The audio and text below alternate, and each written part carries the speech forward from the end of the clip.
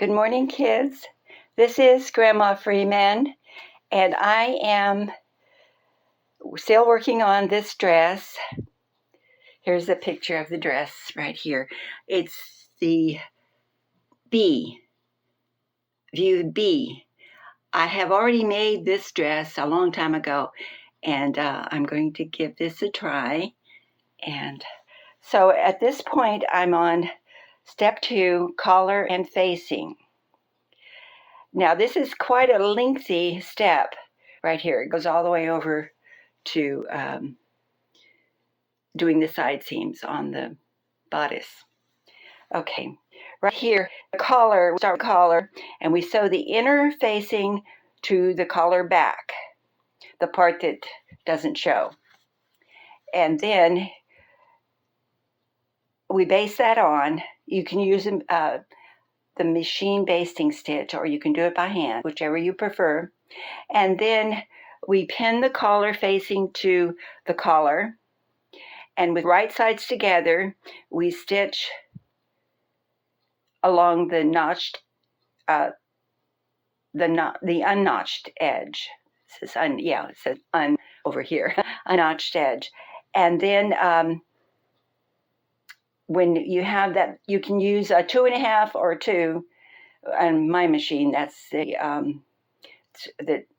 stitch lengths. Okay, and then when you get finished stitching, so you pivot on the corners there, and that's what it looks like with the interfacing on the collar back.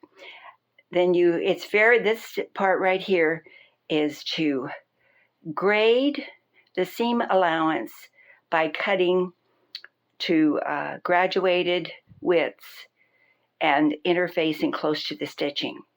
And that's what it looks like. Here's a better diagram of the grading. See, you barely have any seam allowance when you get done. But that's so it doesn't give you a line on your collar. You want your collar to be as perfect as possible. And also, you need to clip the corners on the seam allowance. That's so. And then when you turn it out, make sure you push that corner in. Sometimes if you have a little tool that you can push that with, that helps you to get a better corner. Okay, and then we go on to basting the collar on, and you'll need to turn the right side out, of course, and press it, and then baste it to the edges. You'll be matching the notches, you see them sticking up there, and the back, and there's also a dot that has a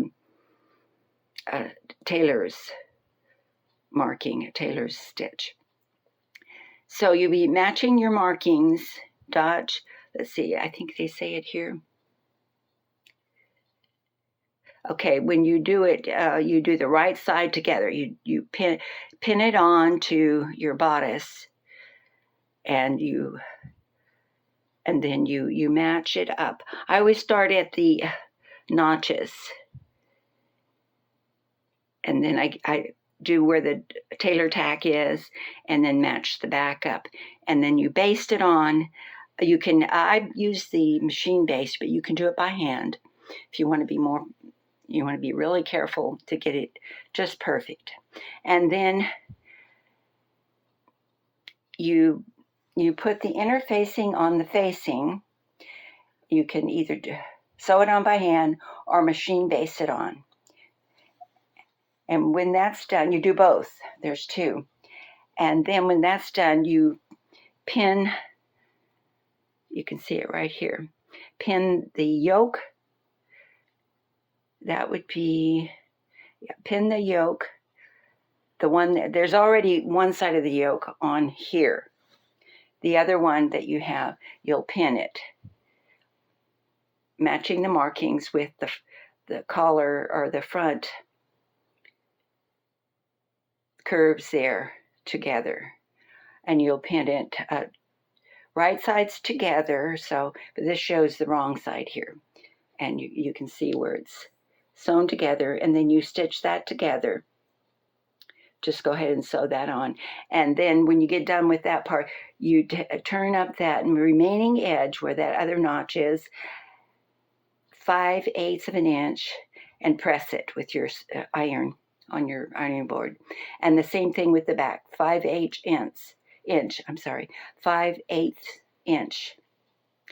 And then you can attach matching the notches, the circles, or the tailor tacks. Do this part very carefully so that it's going to fit perfectly. And you can also make sure the inner facing and the facing is sewn to the bodice at the corners evenly.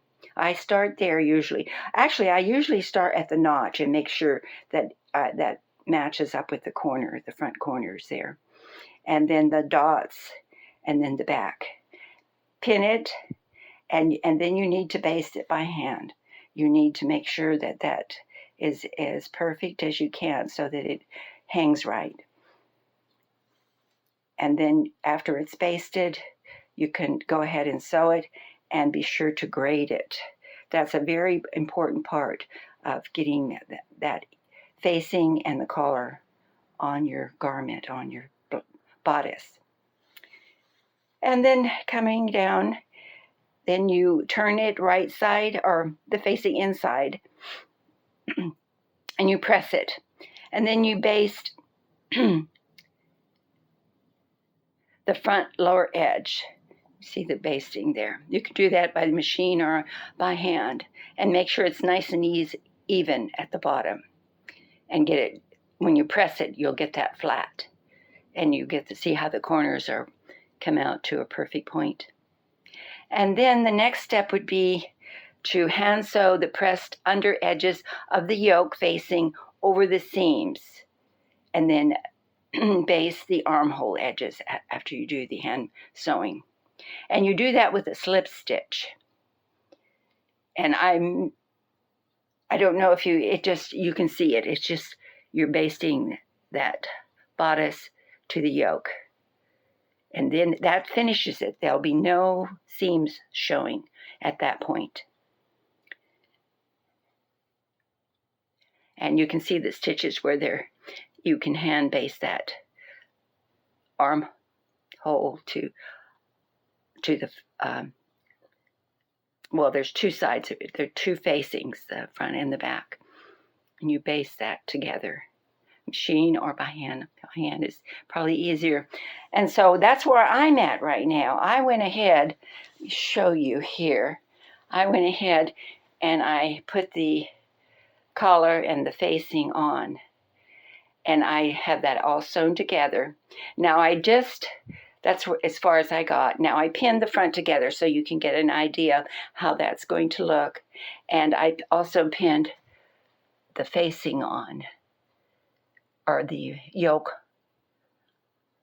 onto the bodice.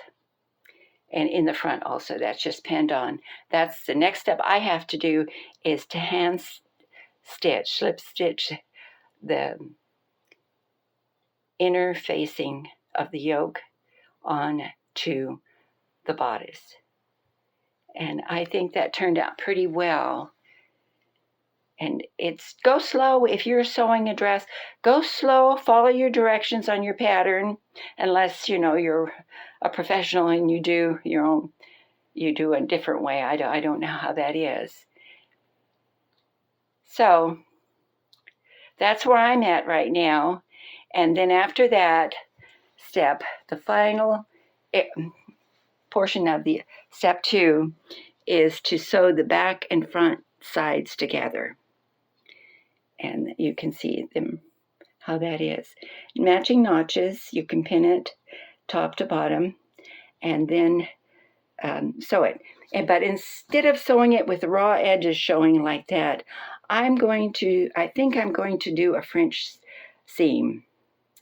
And it doesn't show on this pattern how to do a French seam, but I have this book. It's a Complete Guide to Sewing by Reader's Digest. I've had this book for years. It was a gift from my husband.